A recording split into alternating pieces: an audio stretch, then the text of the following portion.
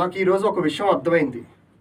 నువ్వు రెస్పెక్ట్ కోసం ఫైట్ చేస్తావు, కానీ ఎదుటి వాళ్ళు ఆ ఫైట్లో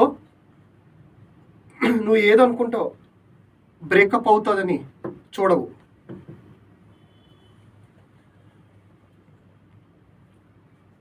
అది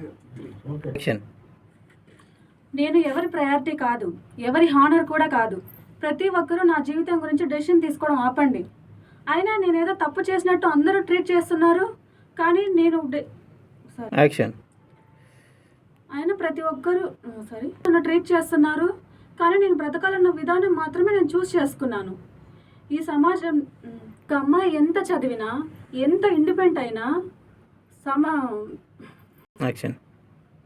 ఒక అమ్మాయి ఎంత చదివినా, ఎంత ఇండిపెండెంట్ అయినా ఈ సమాజం ఆమె బాడీ హిస్టరీ దగ్గరికి వచ్చి ఆగిపోతుంది.